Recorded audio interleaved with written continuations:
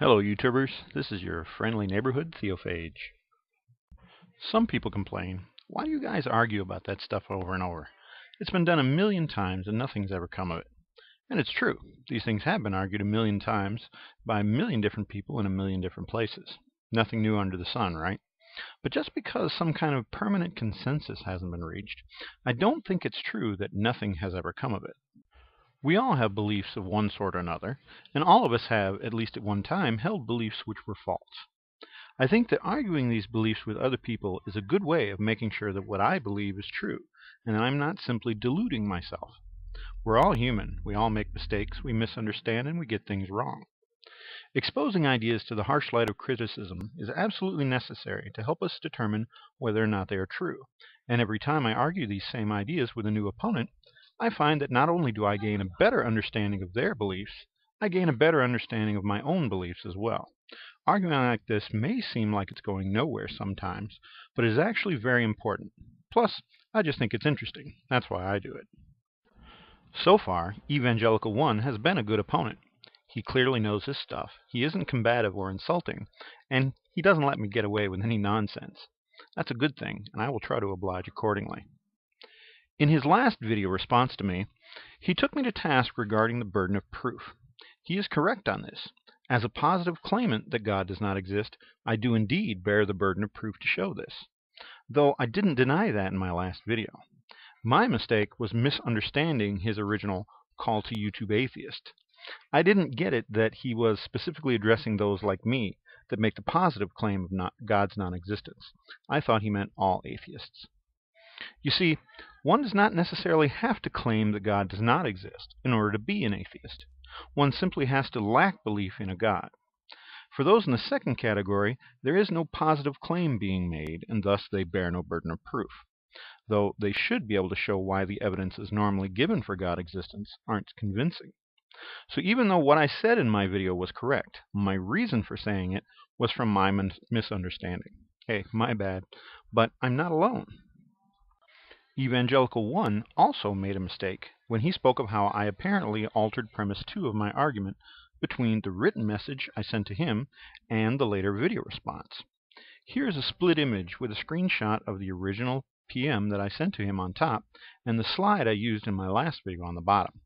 No change there. But again, it's okay. Everybody makes mistakes. The last bit I want to get into before actually dealing with the argument from suffering is my accusation of Evangelical1's use of a straw man in rebuttal to my argument. I said he used a straw man because what he dealt with in his rebuttal was clearly the problem of evil. To me, this is a similar but still very different argument than the argument from suffering that I gave. That's why I said he used a straw man. To Evangelical1's way of thinking, however, the two arguments are indeed the same, or at least similar enough that the same facts rebut them both. That's why he didn't believe it was a straw man. So who's right? Well, it seems from his last video that Evangelical1 left out a crucial bit in his original response, which would have made all the difference. I saw the two arguments as different because the argument for suffering deals with the suffering caused by natural disasters, diseases, and so forth, which I view as distinct from the suffering caused by the evil actions of humans. Two different types of causes, one with free will intent and one not, and thus two different arguments, right?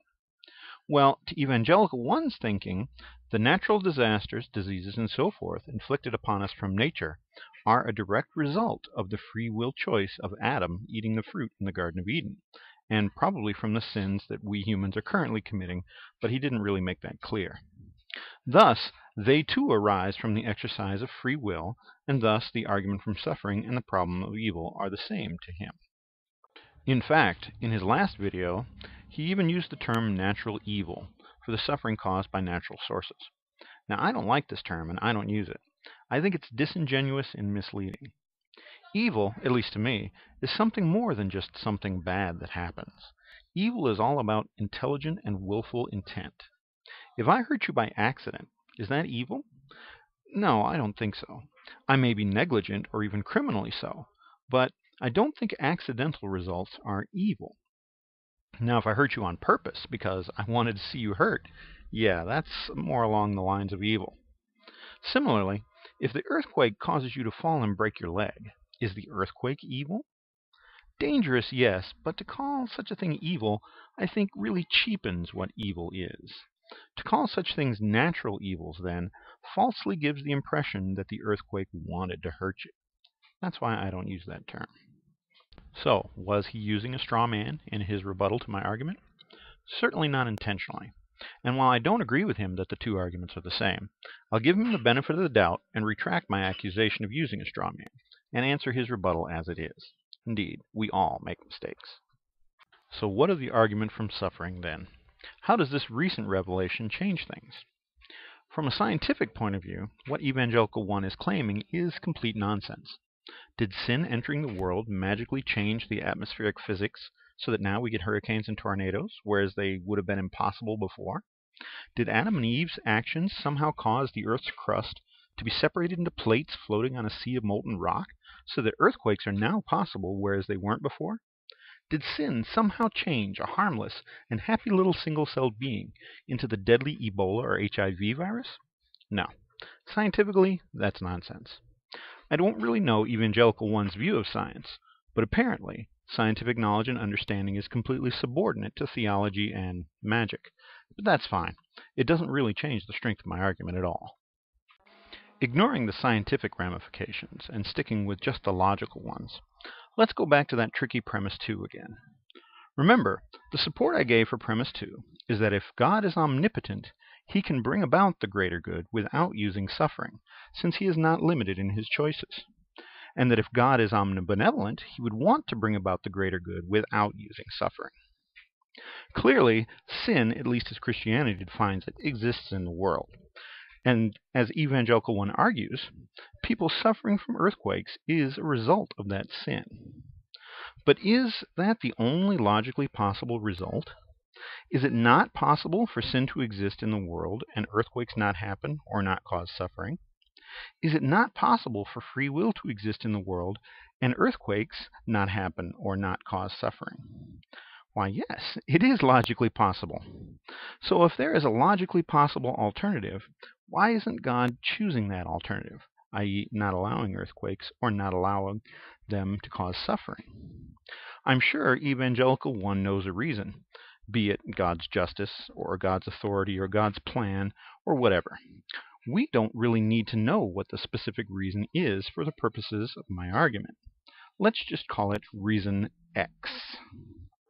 So Evangelical1, and by extension Christianity's position, is that while God could have the world such that earthquakes don't cause suffering, he doesn't choose to do so because of X.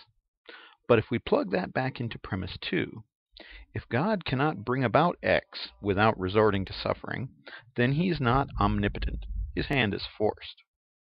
And if he does not want to bring about X any other way except by using suffering, then he is not omnibenevolent. He doesn't want the maximum good for people. This principle works regardless of what reason X is, and that's why I say the argument from suffering is sound. Please let that percolate in your brain. So in conclusion, if Evangelical1 or anybody else wants to show me where my reasoning there is flawed, please do so. I don't want to promote a flawed argument, and I don't want my beliefs to be based on poor reasoning. I'm certainly perfectly willing to admit when I'm wrong, but you have to actually show me that I'm wrong using sound reasoning. Thanks.